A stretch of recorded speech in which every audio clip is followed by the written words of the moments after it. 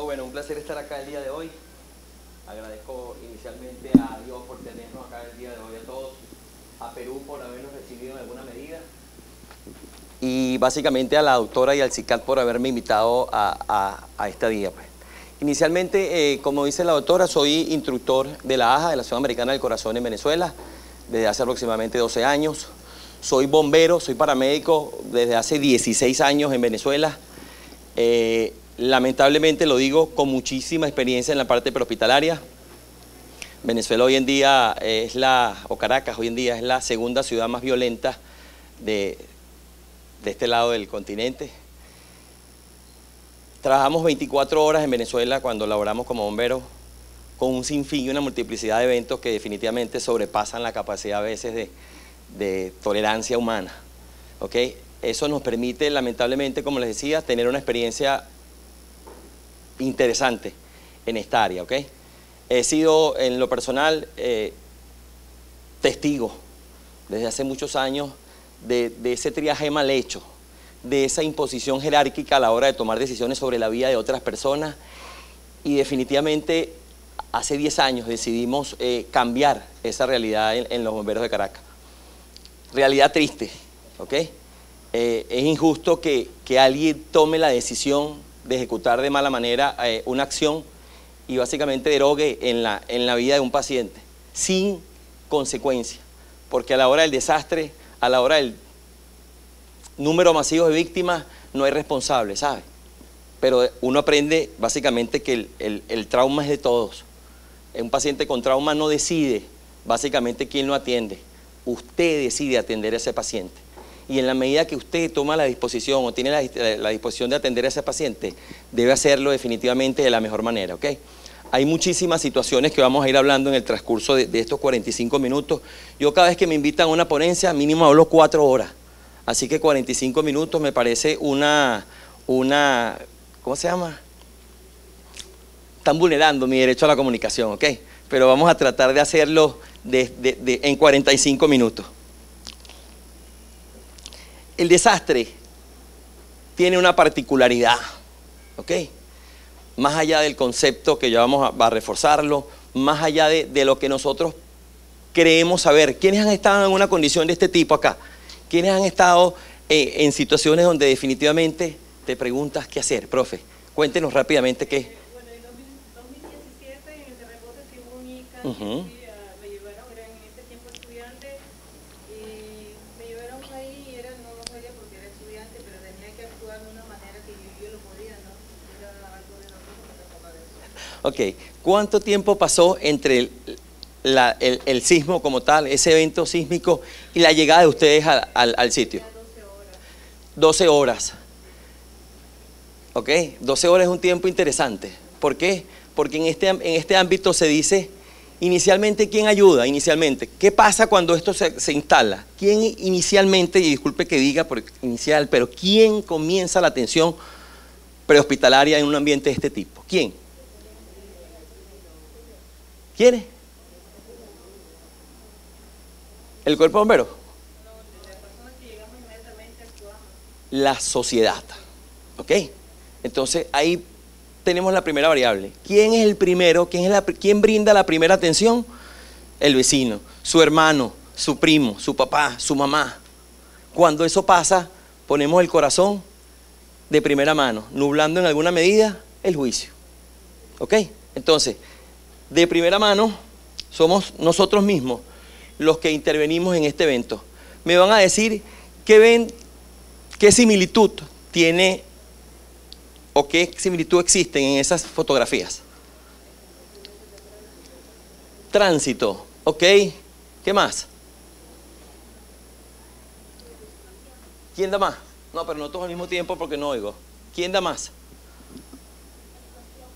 Explosión, ¿qué más?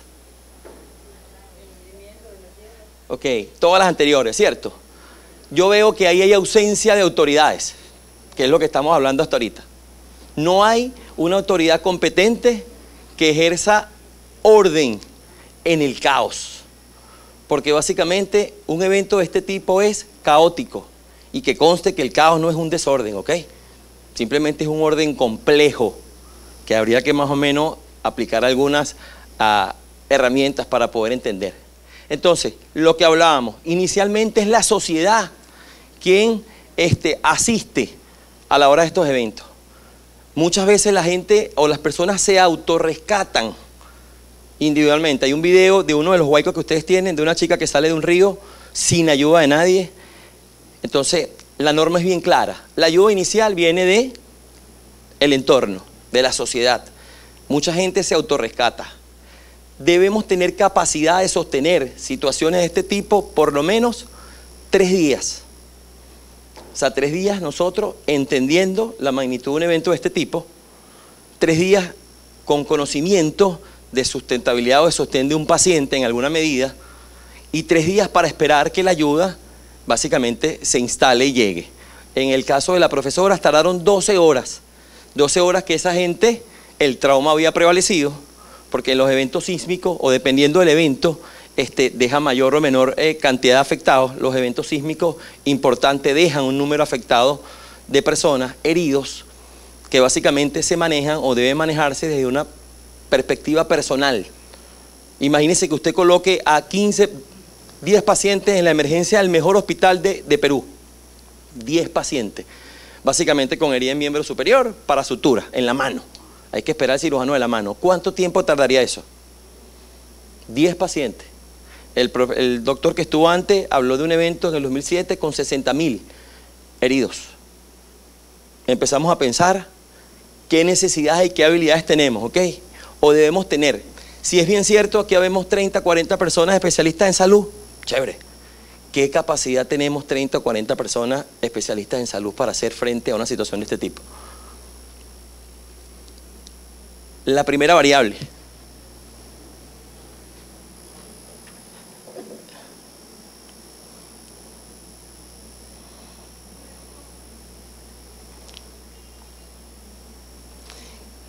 ¿Qué observamos allí? ¿Qué ven? ¿Qué entendemos en esa imagen?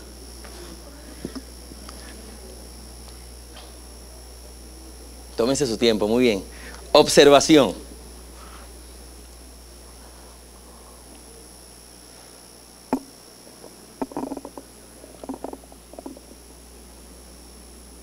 Si estamos hablando de triaje o tenemos que hablar de triaje en algún momento, ¿qué hacemos viendo eso? Profe, ¿qué ve aquí? ¿Qué entiende usted aquí?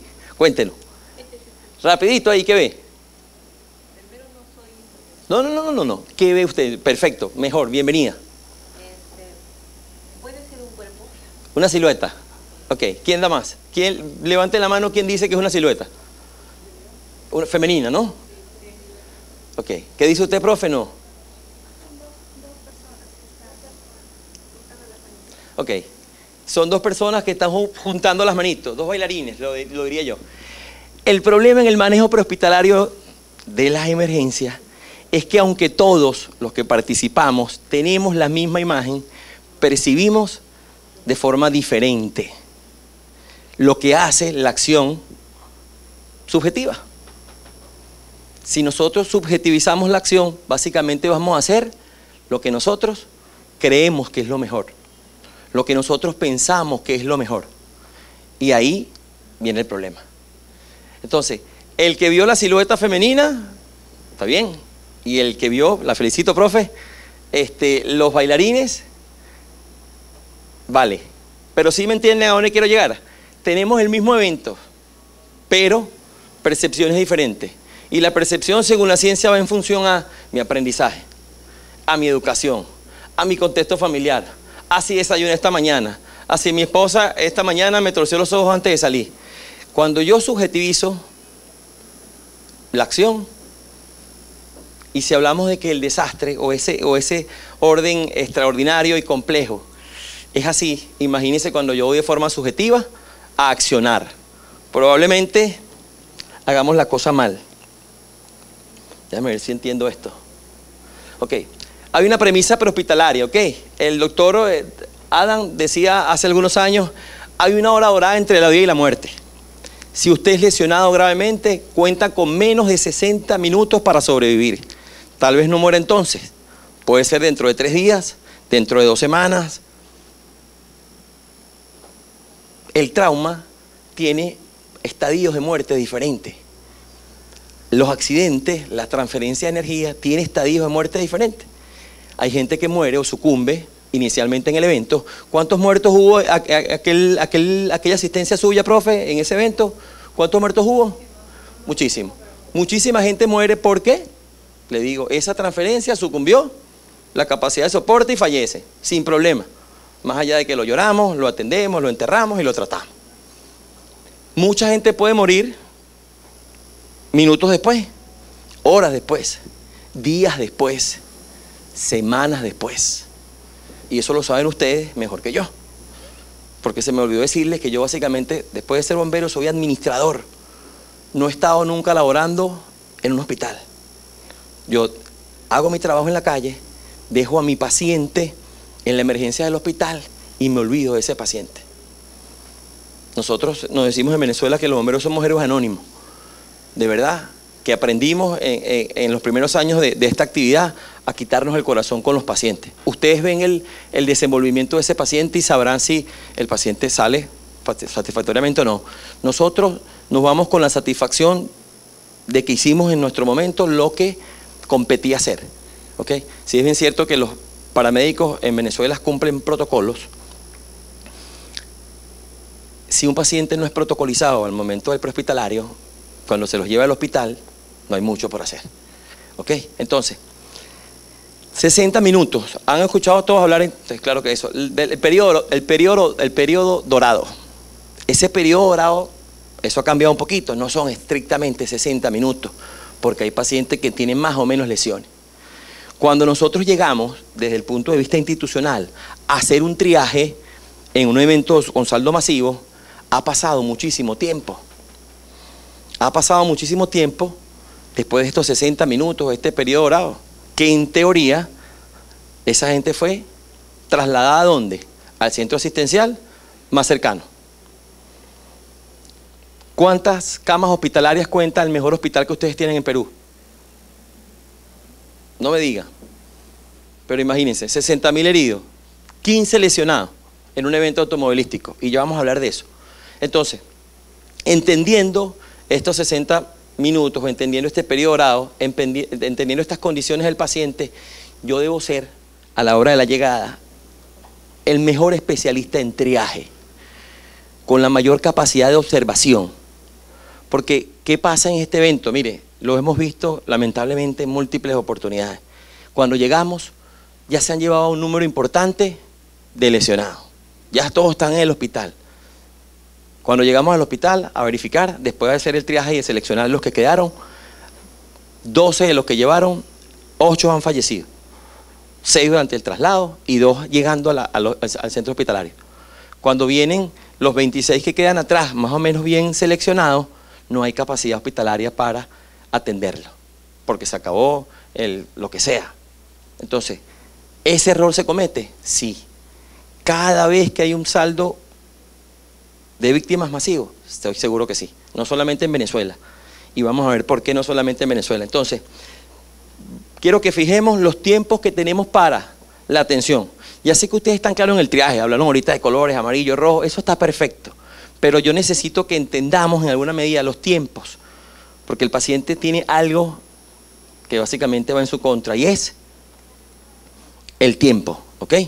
Nosotros debemos ser acuciosos, debemos ser bastante efectivos a la hora. Todos sabemos que el triaje es una selección de pacientes. Hay gente que dice que hacemos triaje todos los días. Es cierto, ustedes hicieron triaje para seleccionar esta actividad. Ustedes hicieron triaje para colocarse la cartera que se colocaron. Hicieron triaje para vestirse en la forma, combinarse el zapato con el pantalón y la camisa con el peinado. Eso es hacer triaje. Eso es seleccionar. El problema es que el triaje en el prehospitalario se hace cuando el número de pacientes sobrepasa la capacidad que tiene el prestador de servicio. Sabemos que parte de las guerras napoleónicas, ya se decía en aquel momento que el paciente, el compañero debe esperar a que yo opere o que el médico opere al paciente con las posibilidades de sobrevida, porque si no lo opero, en la mañana es probable que no esté con vida. ¿Y qué pasaba? Un soldado muerto era un soldado menos para la próxima batalla. Entonces se empieza a ver que el fallecimiento de soldados que pasaban horas y días enteros en el campo de batalla quejándose, podía solucionarse de alguna manera.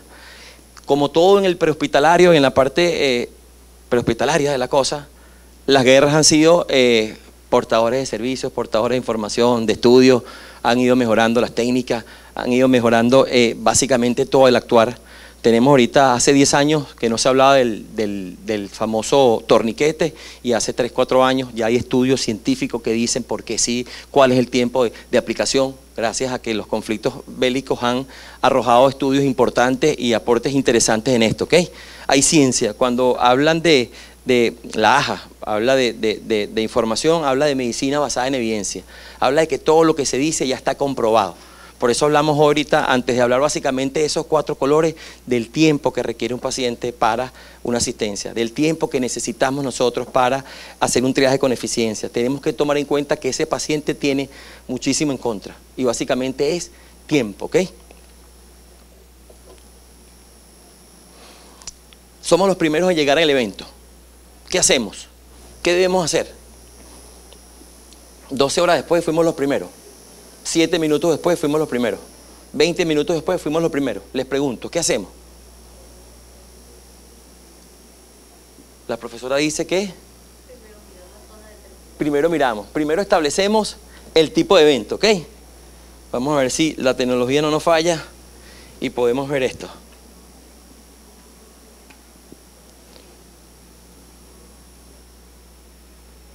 Un evento cualquiera, ¿ok?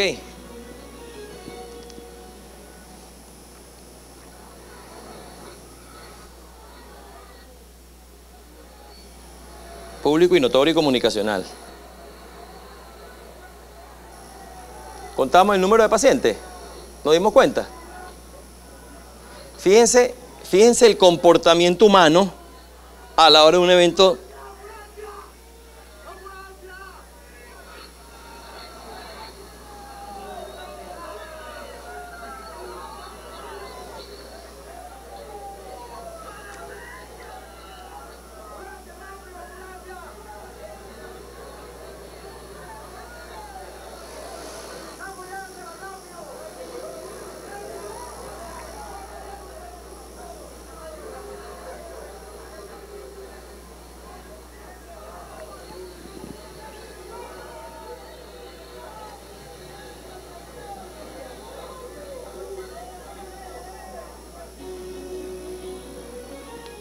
¿Quién me dice algo?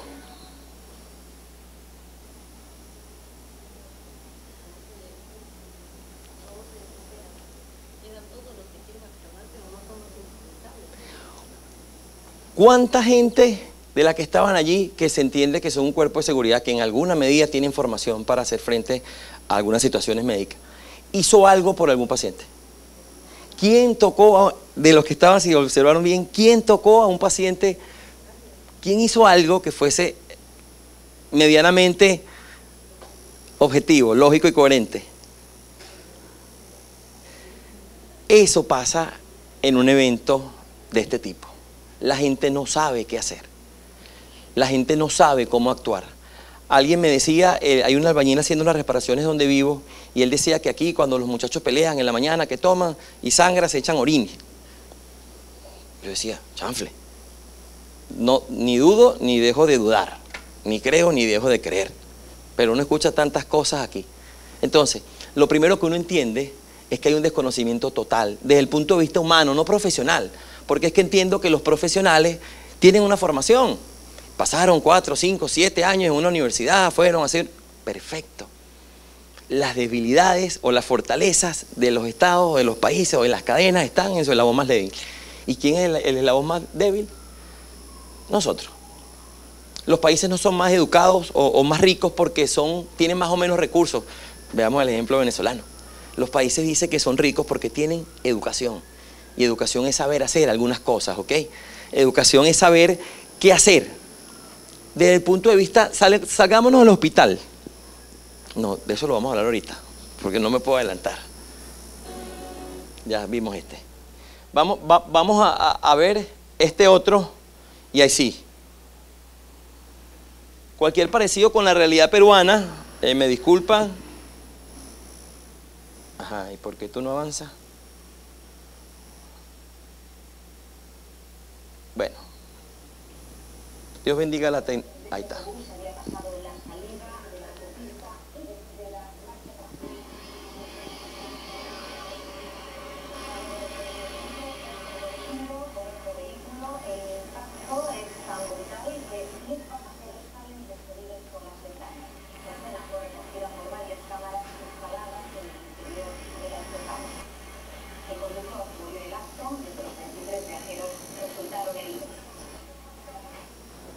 Cinemática, ¿no? ¿Estamos claros? Cualquier parecido con la realidad peruana. Uy, este no va aquí. Me disculpan, este no va aquí. Esta sí. Un accidente de autobús turístico dejó 8 muertos y 38 heridos. El vehículo cayó en un abismo aproximadamente 20 metros en una carretera Arequipa, al sur de Perú. ¿Cuándo fue eso? Reciente. ¿Ok? ¿Cuántos accidentes de este tipo tienen ustedes al año? O sea que en teoría ustedes están acostumbrados a esta actividad, ¿no? Entiéndolo así.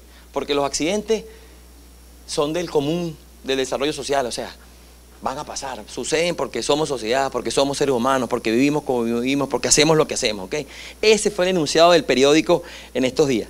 Y me llama la atención porque, entendiendo un poquito este tema, continuaba. Ambulancia y equipos de bomberos, policías trasladaron a la víctima al hospital más cercano.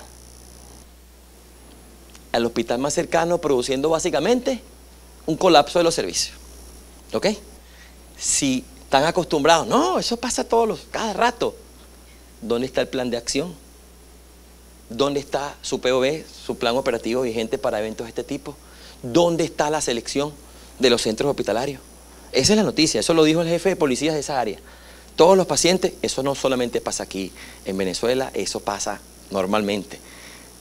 Creo que de este lado pasa siempre. La gente llega, todos los buenos samaritanos, móntate que te llevo. A veces produce más daño por una buena acción que por, a veces es mejor dejar que el paciente se quede ahí, ¿vale? Y no llevárselo. A veces es mejor que alguien llegue. Todos los pacientes no tienen la misma condición. Entonces, ambulancia y equipos de bomberos llegaron. ¿Cuánto tiempo pasa entre una cosa y otra? ¿Cuánto tiempo? Cayó 20 metros el autobús. ¿Cuánto tiempo tardaron en sacar a esos pacientes? ¿Cuántos de esos pacientes pudieron haber sobrevivido? ¿Cuántos? ¿Cuánto cuesta un fallecimiento para el Estado? Yo soy administrador, les dije, ¿no? ¿Han sacado esa cuenta? Imagínense un profesional, y me disculpan, pero a veces el Estado debe pensar o piensa de esa manera. Un profesional de 30 años, el Estado invirtió 5 años en formarlo, más 30 años de educación, 30 años de salud, el paciente fallece, la persona fallece en ese autobús. ¿Quién pierde? La familia, claro que pierde la familia, claro que es el hermano, el papá, el tío, el hermano, sí, pero el Estado, ¿cuánto pierde? ¿Ustedes saben cuánto cuesta el trauma a nivel institucional? Ustedes todos son personal de salud, que entiendo que todos están en hospitales. ¿Cuánto cuesta un paciente en trauma en la entrada de un hospital o de una clínica? ¿Cuánto cuesta eso? Mucho dinero. La pregunta es, si sabemos que cuesta mucho dinero, ¿por qué en alguna medida no minimizamos estos eventos? ¿Por qué como sociedad, que es nuestra principal debilidad, por qué no aprendemos a tratar primero a evitar que estas situaciones pasen? Porque ustedes están acostumbrados. Para ustedes, ya estoy claro, no, normal. En Venezuela pasa, pero cuando pasa es noticia. Es noticia, claro, ustedes tienen carreteras de las más peligrosas del mundo, ¿no? Pero ustedes saben, ustedes tienen su diagnóstico. Según cifras del Instituto Nacional, ahí vamos. Ya ustedes tienen hasta identificados los estados con mayor índice. Ahora yo me pregunto y les pregunto a ustedes, ¿en esos estados con mayor índice hay algún tipo de campaña preventiva? ¿Hay algún tipo de preparación adicional para hacer frente a estas situaciones? ¿Hay equipos de rescate especializados para enfrentar estas situaciones? Les pregunto. Y les pregunto porque no sé. Porque si tienen el diagnóstico, básicamente deberíamos empezar a disminuir. Todos fueron trasladados al centro asistencial más cercano. ¿Sí me entienden a dónde vamos? Sí hay que hacer triaje, sí, pero fíjense todo lo que conlleva un accidente de este tipo. Y ojo, no hablamos de desastre. Más del 62% creo de los eventos sísmicos se llevan a cabo del lado este del cinturón de fuego del Caribe, del Pacífico. O sea que ustedes tienen una incidencia importante desde el punto de vista sismológico. Ustedes tienen una vulnerabilidad desde el punto de vista sismológico importante simplemente por estar donde están. La placa de Nazca, que creo que es de subducción, tiene un comportamiento diferente a algunas otras y puede producir eventos de tsunami en sus costas de forma interesante. No sé si, de hecho, creo que han habido. Entonces, ¿quién debe estar preparado? El personal de enfermería, el personal profesional. ¿Quién debe prepararse realmente para una emergencia de este tipo? Les pregunto nuevamente, ¿quién? ¿Quién? Todos deberíamos estar preparados, ¿sabe? ¿Por qué? Porque básicamente todos podemos ser impactados en alguna manera por esto. Se dice que cada 233 días hay un gran desastre en este planeta. Y ya le dije que más del 62% de los eventos importantes pasan de su lado. O sea que ustedes en cualquier momento, como ha pasado, van a verse nuevamente involucrados en esto. ¿Okay? Y hablando de eventos sísmicos, porque los eventos de carácter hidrometeorológico, esos huaicos, en teoría, no deberían producir un número importante de daños. ¿Por qué? Porque es recurrente. El huaico tiene su cono de eyección. Todos ustedes saben cuáles son las zonas vulnerables. Todo el mundo sabe dónde no debe construir. Todo el mundo sabe cuál es la condición y se repite. Entonces, cada 14 días uno de mediana intensidad y cada 5 uno pequeño. Ustedes con lo de los autobuses básicamente creo que cumplen esa norma a cabalidad. Un desastre se define como la alteración grave del funcionamiento de una comunidad o sociedad. Causa daños a los bienes materiales, a la vida, al ambiente. Y tiene la característica particular de que sobrepasa la capacidad de atención. Esa es la condición. Una emergencia es lo mismo, pero es atendida por los recursos existentes. Un desastre socionatural, porque es ese complemento ahí, naturaleza-sociedad. A veces escucho gente diciendo que un desastre natural. Y digo, chanfli, ¿cuál será ese? Todavía no lo conozco, pero ok. Pero no habla desde el punto de vista de salud. Básicamente rebasa la capacidad. ¿Cuándo nos compete a nosotros desde el punto de vista de salud? ¿Cuándo nos compete o cuándo lo definimos? Situación en la que el número de pacientes que se presentan para atención médica en un periodo de lugar determinado es tal que los proveedores de atención de salud no pueden brindar. Somos repasados, rebasados, somos ineficientes numéricamente para dar respuesta a situaciones que se plantean. Ojo, desastre llevado al ámbito de salud, pero una colisión de un autobús puede producir que este concepto se instale, ¿ok? Y no es llamado usted como personal de salud a hacer asistencia. Usted viene pasando. Usted es un testigo presencial. Y les digo por experiencia, como dicen en mi país, una cosa es ver el diablo, llamar al diablo, y otra cosa es verlo llegar. He estado en situaciones donde he presenciado y con toda la experiencia, en el carro me bajo, no me bajo, con maletín y todo instalado. Hay que esperar para que... sí, la primera causa de obstrucción de un paciente inconsciente es la lengua. Sí, voy a bajarme. Que sea control manual allí y funcionó. De verdad que lamentablemente lo digo, la experiencia que uno adquiere en mi trabajo, en mi país, es de librito. A veces hemos tenido pacientes de libro. Página 3, página 4, página 5 y atendemos al paciente en función a los protocolos. Y hay pacientes que han estado inconscientes, abres ahí volúmenes. No, ¿qué me pasó? Cesó el pulso periférico, el paciente inconsciente, súbele otra vez el volumen y el paciente, ahí lo llevamos. De verdad que es increíble, lamentablemente le digo la experiencia que uno tiene. Entonces estamos más o menos claros en esto. Básicamente somos rebasados por el número de pacientes. ¿A dónde quería llegar? A este término de autoprotección. Todas las sociedades está en la ley, está en la Organización Panamericana de Salud, está en su ley, está en la nuestra. Deben tener la capacidad de autoprotegerse, tener información para dar respuesta. Si comienza a temblar ahorita aquí, ¿qué hacemos nosotros? ¿Para dónde corremos? ¿Cuál debe ser nuestro comportamiento? Y se lo digo porque esto en cualquier momento puede pasar. ¿Qué pasa? ¿A dónde corremos? ¿Cuál es la zona segura? ¿Quién preguntó cuando llegamos aquí cuál es la zona segura? Ok, aquí está, pero ¿quién preguntó cuál es la zona segura? La pregunta es, ¿salimos corriendo rapidito o no tan rapidito? ¿O qué hacemos? Básicamente, ¿a dónde corremos? ¿Acaso cuando pasemos el dintel de esa puerta dejó de temblar? ¿Acaso si tenemos la posibilidad de salir del edificio es que allá afuera no está temblando? Entonces, hay comportamientos o hay información básica que debe a nosotros permitirnos. Entonces, uno de los conceptos es el conjunto de acciones encaminadas a la protección realizada por uno mismo, para uno mismo. Yo debo tener la capacidad de accionar a la hora que algo se presente. Y aquí todos dirán, bueno, pero yo lo sé. Está bien, todos son personales de salud, los felicito. En su casa, supongamos que ahorita su mamá, la de ustedes, está cuidando a su chamo, a su hijo.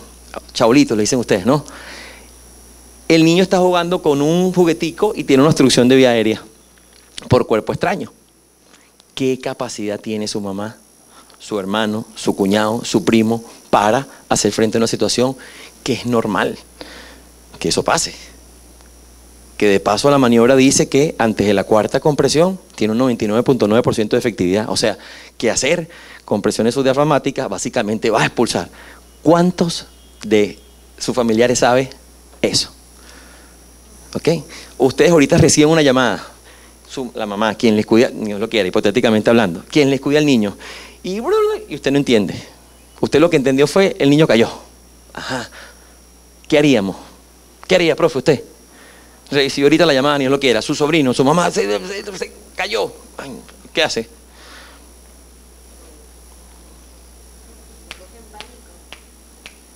¿Qué hace, profe?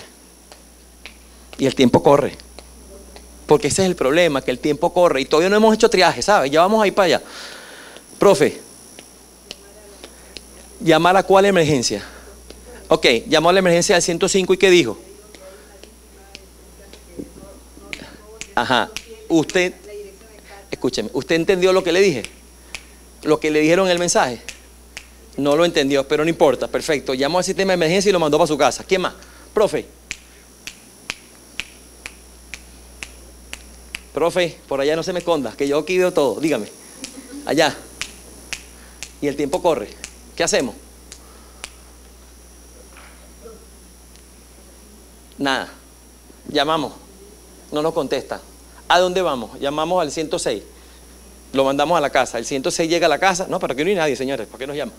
¿A dónde vamos? Dentro de esa autoprotección hay algo que se llama PEF, o se define como Plan de Emergencia Familiar.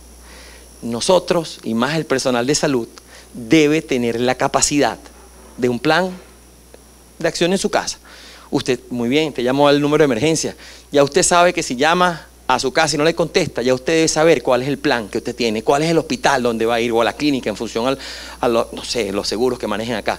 Entonces, ahí empieza nuestra real vulnerabilidad. Desconocimiento de las situaciones básicas y elementales de la vida. ¿Y cuántos niños no han visto ustedes que han llegado a una emergencia sin signos vitales porque básicamente tienen un cuerpo extraño? Paciente inconsciente. Todo el mundo decide llevarlo en el carro y lo ponen cómodo a ese paciente y le ponen una almohadita y todo aquí. El paciente aquí, comodito inconsciente, la abuelita, el tío, la madrina. La primera causa de obstrucción de vía aérea en un paciente inconsciente, ¿cuál es? ¿Cuál es la primera causa de obstrucción de un paciente inconsciente? ¿Y cuál es la primera maniobra manual que se hace para, si no hay trauma? Pero lo ponemos comodito, ¿sabes? Cuando hablamos de almohada, hablamos del mismo idioma. La almohada es lo que usamos para dormir, ¿no? Es que ustedes le han cambiado, o nosotros, a alguno de los lados le cambió el nombre a todo aquí. Yo estoy todavía tratando de entender qué es la luna del vehículo todavía, porque le conozco una sola, pero ahí vamos. Entonces, si no tenemos información elemental, no tenemos disposición para hacer algo. Y cuando hablamos de triaje, hacerlo a este nivel es perfecto, porque todos tenemos conocimiento. Y todos vinieron hoy a escuchar al bombero de Venezuela, que es el segundo país más violento, está bien. Pero cuando no tengo esas herramientas, cuando su mamá es la que compete, cuando su hermano es el que está, cuando está en la calle, en la autopista, en la carretera, ¿qué hacemos? Porque el sistema de emergencia se creó para dar respuesta. Pero en todos los países de este pequeño universo, estoy seguro que no es tan eficiente, unos más que otros, pero si la gente sigue falleciendo es porque algo todavía nos falta, ¿ok? ¿Sí me entiende? Seguimos entonces. Acciones y medidas a adoptar con objeto de garantizar la protección de los ciudadanos, los bienes y el medio ambiente. El medio ambiente siempre lo ponen de último, siempre, pobrecito el medio ambiente. Nos olvidamos de él. Gracias a Dios tenemos aquí la mayoría la edad que tenemos. Pero ¿y los hijos que vienen de nosotros, ¿cuál medio ambiente van a disfrutar? Ahí pensamos. Yo quisiera aprender a utilizar esto. ¿Okay? La dinámica para el aseguramiento de las medidas de prevención y actuación ante la hipotética intervención de emergencia. Entonces estamos claros que es autoprotección. Saber qué hacer a la hora de un evento adverso. Debo saber, en función a los que derogan los eventos adversos, sismo, que es uno de los más importantes y que más daño causa, cómo controlo un conato de incendio en mi casa, cuál es la vía de escape en mi casa, si la puerta principal de mi casa da a un tendido eléctrico, cuántas salidas tengo, dónde dejo la llave de la puerta de mi casa a la hora de salir. ¿Ok? ¿Dónde dejamos la llave? En el bolso, en el bolsillo, en la mesa, en el llavetero, ¿cierto? ¿En cuál mesa? En la de la cocina, en la del cuarto, en la de la sala. Si hay un evento sísmico y hay dos tipos de movimientos, ¿dónde llegan las llaves? ¿Cómo salimos?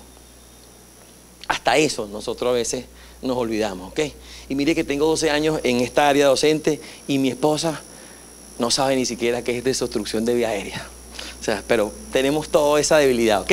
Entonces, básicamente, sociedades organizadas, sociedades preparadas, desde el punto de vista de este concepto, minimizan de alguna manera el número de víctimas mortales a la hora de un accidente, ¿ok? 62% más, más del 50% de los eventos sísmicos se llevan al lado de su patio. Entonces, debemos tener preparación. Como sociedad, sí. Como profesionales, más todavía, ¿ok? Vamos a ver si ahora sí vamos a hacer triaje. Preguntas hasta ahorita. ¿Estamos claritos? ¿Sí? Ok. Vamos a ver qué viene aquí. Si es que yo les voy a preguntar algo a usted o ya vamos a hacer triaje ya. No sé cómo es la cosa aquí con esto. Nada. Yo creo que ahora sí. Vamos a hacer algo de triaje aquí para ver. Lo decía el profesor de al lado, está bien, llegó la hora del triaje en función a cualquiera de los eventos.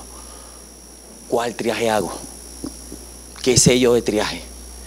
El manejo prehospitalario, la NAEM, también fui instructor de PH en algún momento. El PH hoy en día dice pensamiento crítico. ¿Han escuchado hablar de pensamiento crítico en el manejo prehospitalario de una emergencia? El pensamiento crítico dice la capacidad que yo tengo para accionar. Debo tomar en cuenta que sé, debo tomar en cuenta la situación, debo tomar en cuenta las herramientas, debo armar un plan y debo ejecutar un plan. Pero la pregunta es, ¿qué plan funciona a la hora del caos? ¿Cuánta literatura he leído yo para saber qué dice eso? ¿Qué significa cada uno de esos? Es cierto, básicamente todos buscan lo mismo. Determinar el grado de conciencia, determinar la perfusión del paciente y determinar la frecuencia respiratoria. El ser humano tiene muchos enemigos, ¿sabe? Muchísimos, tenemos como seres humanos muchísimos enemigos. El clima, la suegra, la esposa celosa, la deuda, la tarjeta de crédito, el estrés, la alimentación. Para ustedes contar, tenemos dos grandes asesinos, dos. ¿Cuáles son? El que no respiremos y el que no circulemos. Esas dos grandes entidades hacen que el ser humano deje de existir, ¿ok? Y ante esa situación hay maniobras sencillas, fáciles, complejas, que permiten de alguna manera garantizar esos dos procesos, ¿ok? Estos procesos, hay unos triajes que buscan la capacidad funcional del paciente, otro es el número de lesiones y otro básicamente complementan usando incluso hasta, ustedes le dicen, ahí lo puse la chuleta, efinsometría, eso es un tensiómetro para nosotros. ¿Ok? Hasta eso.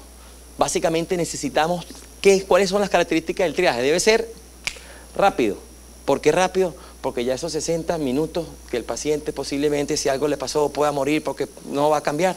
Más allá que el shock se define como un trastorno de la maquinaria de la vida, más allá que el shock, desde el punto de vista conceptual, es la disminución de la perfusión tisular, más allá que todo eso se instala, síndrome comportamental, paciente a un evento importante queda atrapado, es liberado de forma inapropiada. Lo sacamos vivo del evento y cuando vamos a trasladar al paciente, el paciente fallece o paciente 6 semanas después. ¿Por qué? Porque ese síndrome comportamental, ese miembro apretado no fue liberado de forma... Entonces hay información básica que todos debemos manejar, ¿ok? Con el fin de que esto sea eficiente. Usted va a escoger, de paso, hay 120 más o menos, más de 120 tablas de triaje. 120 y más para usted contar. Y cada vez que uno revisa literatura, hay. Este es el STAR, todos son claro que los conocen. Es el más conocido. El MERS se hizo en España ahorita con con el atentado. Cada quien maneja el triaje o la técnica que mejor prefiera. Lo que le pedimos es el triaje. ¿Cuándo comienza el triaje? ¿Dónde comienza el triaje? ¿Con qué paciente comienza el triaje? Ah, este es el autobús. ¿Comienzo aquí o me vengo de aquí para atrás? ¿Dónde comienzo el triaje? ¿Aquí? ¿O me vengo para acá? Porque es que es más simpática la profe. Profe, ¿cómo está? ¿Dónde comienza el triaje entonces? ¿Ah? ¿Con quién? Con el primer paciente que me consiga. Ese es mi paciente. He visto, y lo digo con responsabilidad y a veces con mucha pena, 7 pacientes esperando. No, yo me voy a llevar a este. No, yo me voy a llevar a este. No, y este yo me lo llevo. Y todavía la gente dice a las 4 de la tarde, cuando ese que tenía 7 horas esperando con una fractura de cadera importante, una señora con una hija de 12 años, la noticia: falleció la señora, y la hija todavía dice: ay, gracias a los muchachos que me ayudaron. Y la paciente tenía 7 horas ahí esperando que yo llegara para decir: esta es la que se va. Porque nadie tiene la capacidad. ¿Por qué? Porque todo el mundo quiere llevarse a su paciente porque este es más fácil, este lo entregó mejor, este va para una clínica, este yo me lo llevo, este tiene seguro, no sé cómo trabajará aquí la cosa. Y vemos cómo la gente todavía por desconocimiento dice: ay, gracias muchacho. Y uno dice, entonces, ¿he presenciado esto en carne? Sí. ¿Por qué? Y les repito, soy administrador. ¿Cómo un administrador es instructor de AJA y de PHTLS? No tiene sentido. O sí, aquí en Perú hay gente que tiene ese perfil, como administradores e instructores en esa área. Sí hay. Ah, gracias a Dios, porque en Venezuela, porque entendí que la diferencia de que trabaja esto es importantísima. Usted decide en función a sus acciones si va a la morgue o al hospital. Y en mi área no hay problema, porque yo no conozco al paciente. Y lo veo 15 minutos, 20 minutos, máximo media hora si el retraso de la ambulancia, yo decido otras acciones. Pero ustedes ven ese paciente cuando llega, y a lo mejor llega empaquetadito ese paciente, cumpliendo todos los protocolos de inmovilización, pero sin ningún tratamiento prehospitalario más que ese. Y ustedes hacen todo lo posible, y el sistema de salud hace todo lo posible, y el paciente 2 semanas después fallece, por cualquiera de las razones. Resulta que en el prehospitalario ese paciente le pusieron 6 litros de solución, para ir compensando ahí, para normotensar la tensión, perdiendo toda capacidad, porque nadie pensó que ese paciente tiene una hemorragia interna, porque la cinemática no la entiende. Pero bueno, ahí vamos. Entonces, usted selecciona cuál quiere, ¿ok? Vamos a hablar básicamente del más utilizado. No es el más sencillo porque todos son básicamente fáciles. Esto representa una tarjeta de colores que usted, en función a su observación, debe despegar los colores, o debe despegar hasta el color que usted decida.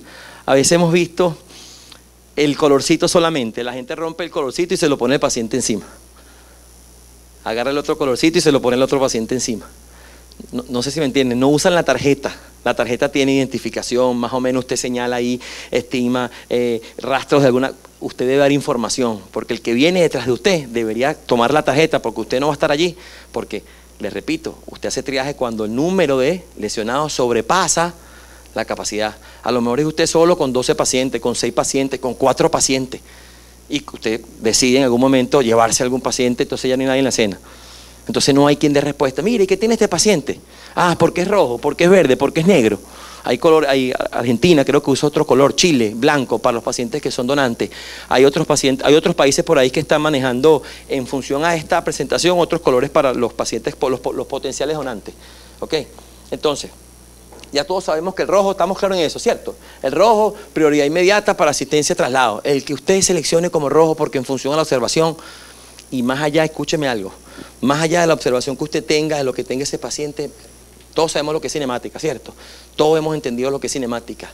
Si nosotros no entendemos la cinemática del evento, todos los esfuerzos que hagamos para poder hacer frente a situaciones de este tipo, posiblemente se han equivocado. Hemos visto cómo en colisiones importantes de vehículos donde hay una deformidad interesante, hay un fallecido y hay 3 pacientes deambulando. Ah, no, mano, tranquilo, coño, Pedrito, vale. Y cuando llega la asistencia, no, mano, el carro, Pedrito, porfa. Si estos 3 pacientes estaban dentro de ese vehículo y esa transferencia de energía mató a ese paciente, es muy probable que esa transferencia también, muy probable no, es seguro que también se haya transferido. Entonces, nadie hace triaje, nadie se percata y esos pacientes 15 minutos después, ¿lo he visto? Sí. 20 minutos después, falta un paciente, sí. Falta un paciente, sí. 20 minutos después el paciente cae, sin posibilidad de nada, porque el periodo orado no es necesariamente de 1 hora. De verdad que creo que hemos visto, o he visto en lo personal, cómo debemos aprender, cómo debemos tener información. Y eso es básicamente preocupándonos por el prójimo. No nos importa a veces porque no lo conocemos, le iba a decir hace un ratico eso, pero cuando resulta que es nuestro familiar, cuando resulta que es su hermano el que se involucró en el accidente, cuando resulta que es su mamá que tuvo un infarto en la vía pública, y las estadísticas, en estos días leí un periódico del 2015, gracias a Dios, es bien viejo para usted. Dice, alguien decía, la Asociación Peruana de Cardiología, el 62% de los médicos no saben salvar vidas. Decía, ¿cómo es eso? No saben dar RCP, no saben qué hacer a la hora de una parada cardíaca, de un paro súbito. Mi pregunta es, ¿cuánto sabemos de lo que estamos acá qué hacer? ¿Cuántos de ustedes han visto un DEA, por ejemplo? Visto, eso es un DEA, todo, ¿cierto? ¿Cuánto lo hemos usado? ¿Cuánto hemos visto esos pacientes contorsionarse? No. Nosotros le hacer una pasantía por Venezuela. De verdad que sería interesante para ustedes para nutrir ahí. Entonces, hoy la AJA dice, aprovechando rapidito, solo 2 pasos, llama y pide ayuda y comprime, más nada. Y el operador telefónico debe tener la capacidad de decirte qué es lo que tienes que hacer. Más nada te pedimos hoy en día, más nada, prevención, reconocimiento temprano y compresiones, más nada. Pero todavía no sabemos. Chile tiene un trabajo adelantado interesante, Argentina tiene un trabajo interesante adelantado, ustedes tienen una norma interesante adelantada, hablan de eso en la norma, pero... Entonces ya estamos claros entonces. Prioridad a los rojos, amarillos podemos darle en alguna medida algún tiempo para traslado. El verde decidimos en algún momento que no tiene ningún problema y el negro, después de hacer lo que vamos a hablar ahorita, listo. Esas condiciones pueden cambiar en cualquier momento. El que es amarillo se le convierte en rojo, el que es verde se le convierte en rojo, el que es rojo se le convierte en negro y el negro evidentemente no creo que pase para rojo ni para verde porque se quedó en negro. ¿Okay? Pero a veces, estando en negro, con una sencilla maniobra, que a veces la gente dice, bueno, pero si el trauma me dice que el manejo de la vía aérea manual es así, ¿por qué tengo que? Bueno, porque esa maniobra puede cambiar la condición de negro a otro color. Y el único aquí que no tiene probabilidad es el negro. No es que seamos racistas, ¿ok? Nada de eso. Es el color que alguien eligió. El color oscuro, pues, por decirlo de alguna forma para que no suene racista. El color oscuro es el que no tiene posibilidades de nada, ¿ok? Entonces, debemos tratar de ubicar a los pacientes en cualquiera de esas 3 tonalidades. Pero no es decisión nuestra. Debemos entender cinemática, debemos entender el tiempo que ese paciente tiene allí. Porque si usted llegó como especialista a hacer triaje, entiende que no llegó a los 10 minutos, ni llegó a los 5, a menos que esté pasando. Pero le aseguro que si ve el evento pasando, mientras usted se calme y empiece a pensar esto con esto y diga, cálmate, pasaron 3. Y en 3 minutos de hipoxia es muchísimo el daño, muchísimo. ¿Ok? ¿Preguntas hasta ahorita? No. Seleccionamos el estar. ¿Por qué? Porque es el que a mí me gusta. Porque es el que le gusta a mucha gente. Porque es extremadamente sencillo. Porque es extremadamente rápido. La norma dice que usted puede hacer un triaje de 12 a 1 minuto. Así se hace el triaje con el paciente. Así. La observación es importante. Todos los sentidos deben estar de manifiesto para que esto suceda. Si usted va con lo que nosotros llamamos en el propitalario visión de tubo, es muy probable que aunque el paciente le hable y le diga, mano, tengo una hemorragia interna, estoy hipoperfundido, tengo una respiración por encima de 30, usted posiblemente no entienda que ese paciente es del color que compete. Entonces, todos los 120 tablas esas, todos tipos de triajes buscan básicamente medir respiración, perfusión y estado mental.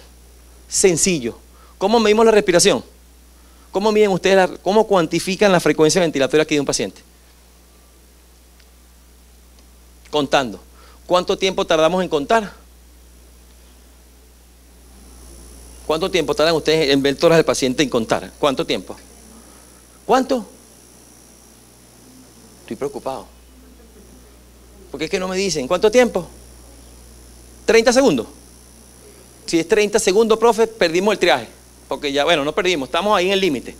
Ok, si usted le pregunta al paciente y está consciente, profe, ¿cuál es su nombre? ¿Cómo? Rosep. ¿Qué frecuencia ventilatoria tiene Rosep en el momento que me contestó? ¿Normal o alterada? Profe, ¿cuál es su nombre? Miriam. ¿Qué frecuencia ventilatoria tiene Miriam? ¿Normal o alterada? Pregúnteme mi nombre a mí. Pregúnteme mi nombre, profe. ¿Cuál es tu nombre? Ángel Martino.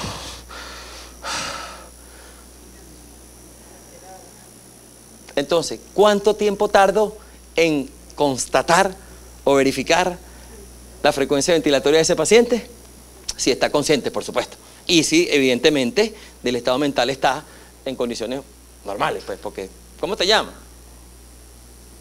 ¿Cómo te llamas? Ángel. ¿Qué te pasó? Uy, nos caímos. ¿Cómo estoy respirando? Como dicen en mi pueblo, de cajón. De cajón. O sea, ya usted sabe que esa frecuencia ventilatoria está alterada. O no es normal. Entonces usted empieza a pensar. Y ahora sí. ¿Cuánto voy a cuantificar? Sí, voy a cuantificar. ¿Ok? Si el paciente, evidentemente, acuérdense que yo hablo 4 horas, si no me dicen qué tiempo tenemos, de verdad que no, nos queda rapidito. Entonces, fíjense cómo a veces solamente con una sola percepción o con una sola acción verificamos en tiempo real esa variable, ¿ok? Perfusión, claro, paciente consciente y que responda neurológicamente, o sea, ¿cómo te llamas? Fulano de tal. Fulano de tal, me duele la pierna. Evidentemente no tiene una frecuencia ventilatoria normal, ¿ok? Entonces, quiere cuantificar para ver si está por encima de los 30 que dice, cuantifíquelo pues, pero ya usted sabe de entrada que algo está pasando. Entonces, cuando usted nota eso, empieza a pensar cinemática, más el número de pacientes, más dificultad respiratoria, el signo más sutil del shock, aumento discreto de la frecuencia ventilatoria. Empiece a pensar mal. Empiece a pensar mal desde que llegó, desde que está pensando mal, porque vio la cinemática, vio el evento, entendió lo que está pasando. Perfusión. ¿Cuánto tiempo tardamos en verificar la perfusión? Pulso periférico, carotidio, femoral. ¿Qué hacemos por la perfusión? ¿Cómo la manejamos? ¿Cómo la evidenciamos desde este punto de vista? A la hora del triaje o a la hora del prehospitalario. ¿Cómo verifican ustedes la perfusión del paciente? Sabemos todo lo que es perfusión, es que no sé si estamos en el mismo idioma. Circulación del paciente. ¿Cómo ustedes cuantifican a la hora de la emergencia que un paciente tenga una buena perfusión o no? ¿Qué herramienta, qué técnica, qué usan? Pulso periférico. ¿Cuánto tiempo tardamos en palpar el pulso periférico? Más rápido, 5 segundos, perfecto. Imagínese el escenario, el autobús. Usted llegó a ese triaje, va a palpar el pulso periférico. Tiene ruido, ¡ay, me duele! ¡Uy, ayúdame, sácame! Vamos para coloración de uña. Nosotros le llamamos llenado capilar. ¿Cuánto tiempo tarda eso? Que usted agarre presiones, si tiene posibilidad por supuesto, y suelte, máximo 3 segundos. Más 3-4 segundos de la respiración, ¿cuánto tiempo llevamos? Y si le preguntamos al paciente y está consciente y me contesta, ¿cuánto tiempo evaluamos? Ok, entonces, fácil, rápido y sencillo. Como dicen en mi pueblo, bonito, bueno y barato. Ok. Empezamos. Y le voy a poner un ejercicio aquí ahorita. Vamos a suponer que no, pero es que también es muy feo, ¿vale? El autobús, llegamos al autobús, a ese autobús de la noticia. Llegamos como primeros respondedores. Vamos a hacer el triaje, porque llegamos 1, 2, 3 personas. ¿Cuál es lo primero que debemos hacer? ¿Qué es lo primero que debemos? Ahora sí vamos a hacer triaje. Ya sabemos todo lo que sabíamos, ya sabemos que sabemos un poquito, ya sabemos dónde estamos, ya sabemos cómo hacemos. Vamos a hacer triaje. Ahora sí, un paso para adelante. Lo primero que debemos hacer, paciente puede andar. ¿Cómo? Imagínate que este es el autobús. Ya vemos 2, 4, 36 personas dentro del autobús. Estamos dentro del autobús ahorita. ¿Cómo hacemos? Y vamos llegando. Estoy en la puertica del autobús, ya voy por aquí. Estoy en la puertica del autobús aquí. Yo necesito discriminar rápidamente aquí quién deambula y quién no. ¿Cómo hago? ¿Qué hago? Observo. Todos están sentados en el autobús todavía, en el bus. Todos están sentados. ¿Qué hacemos? Seguimos pensando. Ok, yo llegué aquí. Estoy en el bus y el tiempo corre. Y yo le voy a preguntar, epa, ¿quién de ustedes puede salir? Se van a parar ellos 3. Uy, ayúdenme, vente pues. Salieron los 3. ¿Cuántos nos quedan? Ya salimos de 3, ¿cierto? ¿Qué color son esos 3? ¿Ahorita? No sabemos, pero posiblemente. ¿Por qué? Porque tienen la capacidad de responder, ya se movilizaron, atendieron órdenes, ya vamos a evaluar, va a ver. Pero ya ahora me queda menos. Esos 3 ahorita son amarillos, por lo menos. Amarillos para ahorita observarlos, pero ya, todo aquel que se mueva y siga órdenes, vente para acá, listo. Si son 16 que caminaron y se pusieron chéveres, es probable que de esos 16, 2 colapsen allá. Eso es probable. Es probable. Sí, ha pasado, pero no importa. La norma es bien clara. Si puede andar, vamos a repasar aquí. Si puede andar. Primero vemos que salieron los 3, ¿qué color son? Listo, sine qua non. Les repito, es probable que esos pacientes allá ahorita se conviertan en amarillo, rojo y negro, pero al momento de la llegada son verdes, 3 menos. Aunque gracias a Dios los porcentajes son mayores a veces, no son 3, son un poquito más. Ok, el paciente no puede andar. Ok, el paciente, no. Salieron 3 y quedaron 24. ¿Qué vamos a evaluar allí con esos 24 pacientes? ¿Cómo empezamos a discriminar? Porque ya salí de 3. Listo, la vida es sabia, precisa, rápido y concreta. 3, listo. ¿Qué hago ahora? No deambula. Vamos a evaluar la segunda letra, que es frecuencia respiratoria. Si está consciente, pregúntele. ¿Cómo te sientes? ¿Cómo se siente, profe? Bien. ¿Qué le parece la actividad, profe? Bien. ¿Tiene problemas respiratorios, ventilatorios, sí o no? Podemos presumirlo, sí, ¿no? Ok, bien.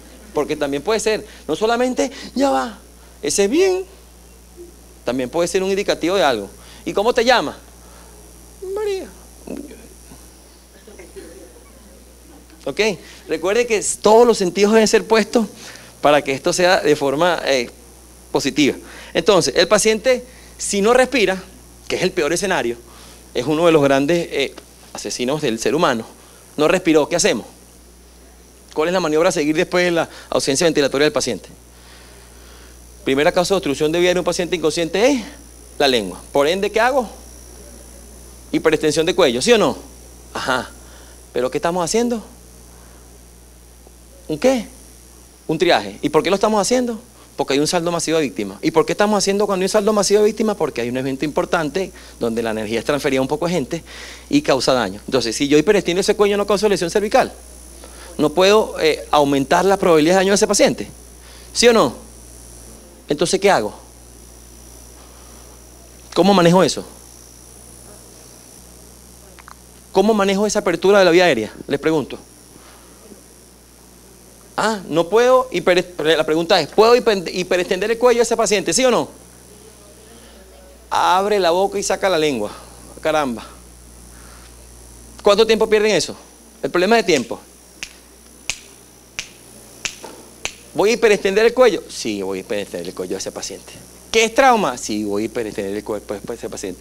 ¿Qué es posible que le cause? Sí, voy a hiperextender el cuello de ese paciente. Pero es que la lesión que le puede producir, sí, voy a hiperextender el cuello de ese paciente. Sí, va a hiperextender el cuello de ese paciente. ¿Trauma o no trauma? Porque usted necesita, ¿qué lo está matando en ese momento? Si usted eleva el mentón o hace la tracción del frente mentón o le da su maxilar, pierde tiempo. Y usted necesita en alguna medida, porque ¿cuántos pacientes quedan todavía? Salimos de 3, éramos 24, apenas el primero, quedan 23 todavía. ¿Cómo hago?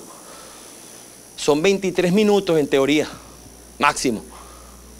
Y si hablamos de que el periodo orado va a depender de las condiciones del paciente, del evento y de qué es lo que está pasando, no siempre son 60 minutos, entonces debo empezar a ser ágil. ¿Voy a producir daño a ese? ¿Puedo producir daño? Sí, es probable. Es probable que algo pase, pero usted necesita hacer algo por ese paciente.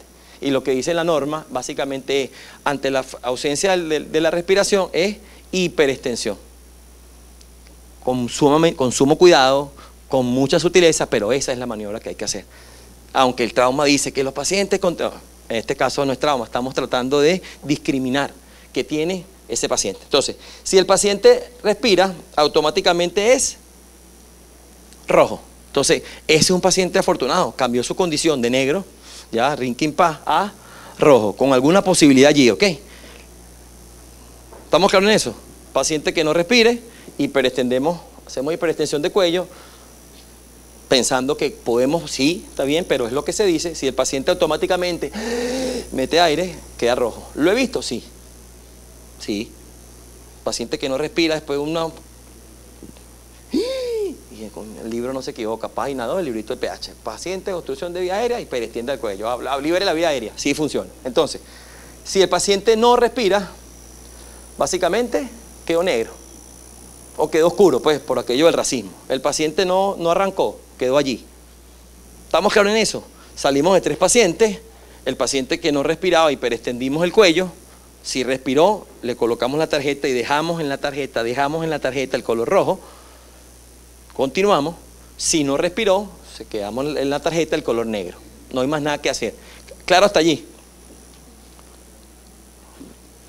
Si el paciente respira, hay que ver, ahí cuantificamos la frecuencia ventilatoria, ahí podemos utilizar el cómo te llamas, me llamo Carlos, o me llamo Carlos y voy a cuantificar de igual manera, pero si le habla bien, si le habla tranquilo, ¿cómo te sientes? Me duele el tórax, hermano. ¿Qué te pasó? No sé, veníamos y él colisionó. Automáticamente usted debe asumir que esa frecuencia ventilatoria está dentro de los valores normales. Pero si él le dice, me duele la pierna, pana, y no sé qué pasó, empieza a pensar de una vez que ya él tiene una frecuencia ventilatoria alterada, ¿ok? Entonces, ¿ese paciente de qué color es? Rojo, por aquello de los grandes asesinos. Cuando hablamos del ABC de trauma, en A, después de asegurar la escena, control cervical y vía aérea, el segundo paso es vía aérea. Perdón, en A es vía aérea. ¿Por qué? Porque es lo que más rápido mata. La estadística dice que si no ventilamos, si no garantizamos que ese paciente en una medida meta aire, va a sucumbir. Entonces ese paciente con dificultad respiratoria, porque ese 30, y yo los invito a ustedes, pónganse a respirar 30 veces en un minuto durante 30 segundos. A ver, cuánto cansa, cuánto agota. Cuando llegan al minuto es posible que estén mareados, porque hay un proceso ventilatorio ineficiente, porque hay alteración ahí del equilibrio, y usted empieza definitivamente a irse a negativo, pues, de este ámbito. Entonces, si está por encima, por debajo de 30, está dentro más o menos lo normal, esperamos un ratico, ¿ok? Y continuamos evaluando. Entonces, ya tenemos los 3 pacientes que se fueron, ya tenemos al paciente negro que hiperextendimos y no ventiló. Tenemos al paciente negro que hiperextendimos y ventiló, pasó a rojo, ¿ok? Pasamos al paciente que está consciente, que tiene una frecuencia ventilatoria por encima de 30, ¿qué color le pusimos? Rojo, ¿no? Estamos claros entonces allí. Tenemos al paciente que no está respirando, que está consciente, que no pudo moverse y que está respirando por debajo de 30. ¿Qué color le ponemos a ese? ¿Rojo, verde o amarillo? Ah, nos queda uno. No se puede mover. No se puede mover. No salió. No tiene un patrón. Cuando usted le preguntó, ¿qué te pasa? Me duele la pierna, mano. No puedo caminar. No, le dijo, me duele la pierna, mano, no puedo caminar. Frecuencia ventilatoria normal, estado de conciencia normal. ¿Qué color le ponemos? Verde, de automático. Amarillo, seguro. Yo, por si acaso de las sospechas, yo voy a seguir evaluando. Bueno, esto saltó todo. A ese paciente que me habló, que no puede caminar porque le duele la pierna, yo verifico el llenado capilar. 2 segunditos. Usted, esto inguial, cuenta 1 y 2. Si eso es mayor a 2, ¿qué color le ponemos a ese paciente?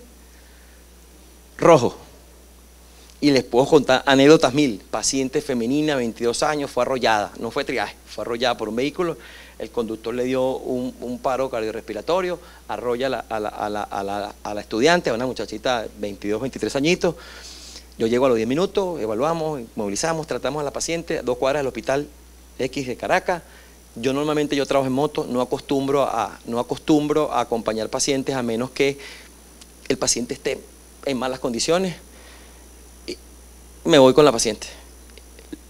Me acuerdo que yo en la evaluación no noto nada y uno de mis compañeros me dice, vele llenado capilar.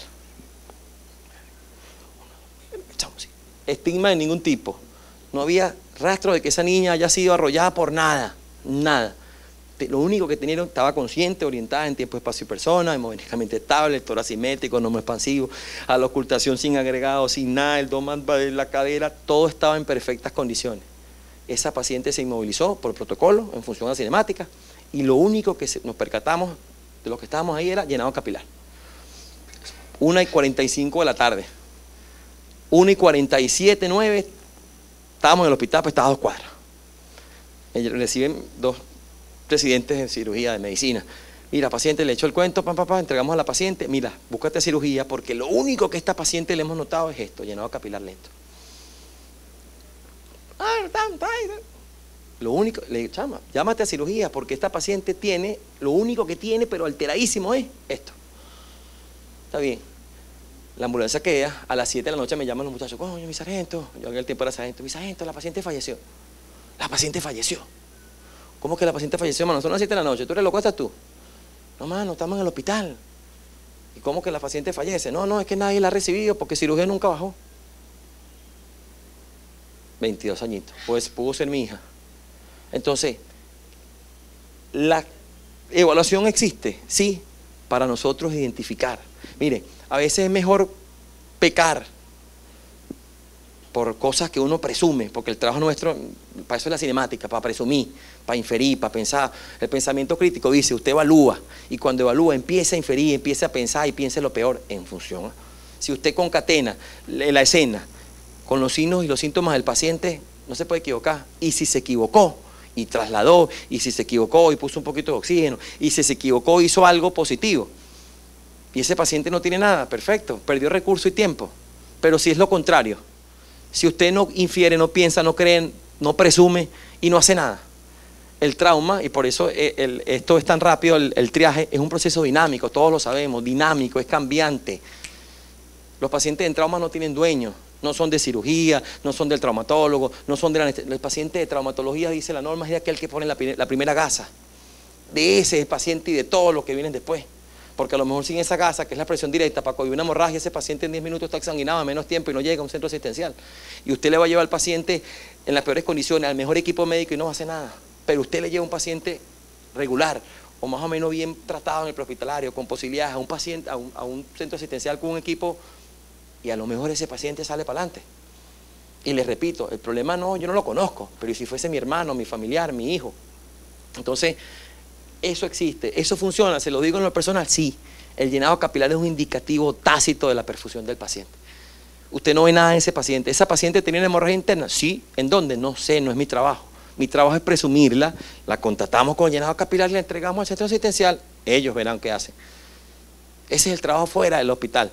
Todo el mundo habla siempre de, sí, pero ¿qué pasa en la calle? ¿Qué pasa cuando yo estoy en mi casa y arrollan al vecino, ni Dios lo quiera? El vecino es arrollado y usted lo evalúa y lo consigue con una frecuencia ventilatoria alterada, con signos de hipoperfusión. ¿Qué hace usted por ese paciente? Pidió ayuda, ¿cierto? La ayuda, ¿cuánto tarda la ayuda aquí? 10 minutos, 5 minutos, 7 minutos, ajá. ¿Qué hago yo? ¿Qué hace usted para entender esa hemorragia de ese paciente? ¿Qué protocolos hace? Dígame, profe, ¿qué hacemos? No vemos la hemorragia, no hay una gota de sangre por ninguna parte. El paciente tiene una frecuencia ventilatoria ligeramente alterada y usted nota signos de hipoperfusión ahí. Ese llenado capilar está muy lento, el paciente está pálido, está disforético. ¿Qué hacemos? Esa es una, listo. Mantenerlo tibio. 2, ¿por qué? Porque la cascada de coagulación trabaja de mejor manera con un paciente abrigado. Y si yo elevo discretamente los miembros inferiores, aumento y el retorno venoso y otras cositas ahí que ustedes saben. Y básicamente él lo va a hacer, el cuerpo lo va a hacer, pero yo voy a ayudarlo. Entonces, si el paciente está consciente, debo calmarlo. ¿Por qué? Porque un paciente alterado tiene una frecuencia cardíaca ¿de cuánto? Y se dice que la pérdida de sangre es directamente proporcional a la. Si usted logra calmarlo y darle confianza, eso se disminuye en alguna. Entonces, tenemos 3 pasos o 3 acciones sin nada en la mano para procurar que ese paciente darle unos minuticos más.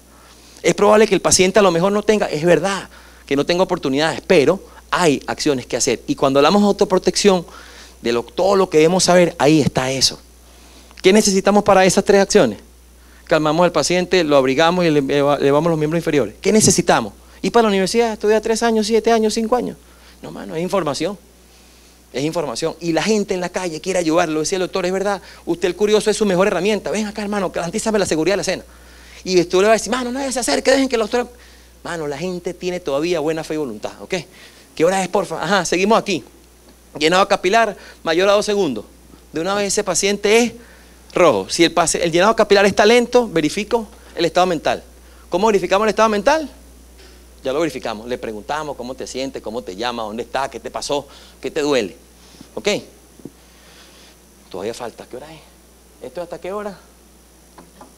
4 horas. Que conste que yo lo dije antes de arrancar esto. Entonces, en conclusión, con todas estas 3 horas que tenemos aquí, básicamente resumimos en 2 cositas. Paciente ventila por debajo de 30 y un llenado capilar normal. Y me responde, ¿qué color le pongo? ¿Qué color le pongo? Repito, respiraciones por debajo de 30, 2 segundos llenado capilar. Y me responde coherentemente, ¿qué color le pongo? Listo, verde. Cualquier alteración en esos 3 valores, ¿qué color es? Puede ser amarillo, puede ser rojo, puede ser negro. Entonces, es verdad que hay que ver todo aquello, sí. Básicamente concentrémonos, 32 puedo hacerlo. 30 es la frecuencia ventilatoria, 2 el llenado capilar y el puedo hacerlo es la pregunta o la respuesta. Entonces, más allá de verde, amarillo, rojo, que sí, que si no, que si no, que sí, es 32 y si puedo, ¿ok? Listo. ¿Preguntas hasta ahorita? Yo estoy a tiempo, mira, listo es listo. ¿Preguntas hasta ahorita? Ok, rapidito. Mujer de 60 años, refiere a dolor en cuello, dolor en tórax al respirar. ¿Qué color cree usted que le debamos poner a esa paciente? Esa es la del autobús. Quedaron todavía 6 pacientes más ahí. Mujer de 60 años, vamos para atrás. 60 años, dolor en cuello, en tórax. Problemas al respirar. ¿Qué color le ponemos? Rapidito, que tenemos 12 segundos para irnos. Amarillo, rojo, verde. Verde. Dolor en tórax, al respirar. ¿Qué color le ponemos? Amarillo, listo. Vamos a ver. Varón de 70, apoyaba la camioneta, el autobús, herida en la cabeza, con sangrado, quejándose en el cuello y en la espalda. ¿Qué color le ponemos? Rojo a ese. Varón de 50 años, tratando de ayudar a levantar al resto de las personas. Vente para acá. ¿Qué color le ponemos? Verde, aparentemente. Y varón de 42, está deambulando descalzo, presenta respiraciones agitadas con escoriaciones en la cara, producto de los virus con que colisionó al momento del impacto. ¿Qué color le ponemos? Amarillo, seguro. Mujer de 60, refiere a dolor en impotencia funcional en el brazo derecho y dolor importante en el hemitórax. ¿Qué color le ponemos? Primero, opción A, rojo. Segundo, ¿quién dijo amarillo? Tercero, empiecen a pensar por qué ese paciente es verde, amarillo y rojo. 3 cositas. 32 puede hacerlo. Acuérdense de eso. 32 puede hacerlo. 30 frecuencia ventilatoria, 2 el llenado capilar y puede hacerlo es la evaluación del estado mental. Mano, camina para allá. ¿Puedes levantar la mano? Listo. ¿Preguntas hasta ahorita? ¿Esto es un escenario de triaje? Le pregunto. ¿Sí o no? En función de lo que hemos hablado. ¿Sí o no? ¿Seguro? ¿Cuántos asistentes hay ahí? ¿Cuántos hay? ¿Cuántos pacientes? ¿Es un escenario de triaje? Sí. ¿Primario? No, ya el triaje se hizo. Ahora van a clasificar la prioridad de traslado. Ok, ahí el número de respondedores sobrepasa la capacidad, gracias a Dios, del paciente. ¿Hay que hacer triaje? Sí, también. Ok. ¿Aquí? ¿Sí o no? Cuente los pacientes. 1, 2, 3, por allá, 4. ¿Hay que hacer triaje? ¿Sí o no? Claro que sí, no lo dude. ¿Aquí? ¿Hay que hacer triaje? ¿Sí o no? Pero ¿dónde están las autoridades ahí? Pero hay que hacerlo, ¿sí o no? Pregunta. ¿No tenemos preguntas? Yo le voy a hacer 3 preguntas y por un examen. ¿Cómo hacemos entonces? Ok, de verdad muchísimas gracias. De verdad muchísimas gracias. Y seamos responsables con lo que hacemos, de verdad. En nuestras manos está, y lo dice la norma del MINSA de ustedes. La mejor respuesta se da en los hospitales mejores preparados. Eso es cierto. Eso es definitivamente aquí en cualquier país. La mayor supervivencia se logra con nosotros, los mejores entrenados. ¿Okay? Para nosotros, nuestra filosofía de trabajo es rendirse no es una opción. Y de verdad, llegamos a donde nadie ha llegado y nadie llega normalmente. De verdad que tengan feliz día y muchísimas gracias, pues.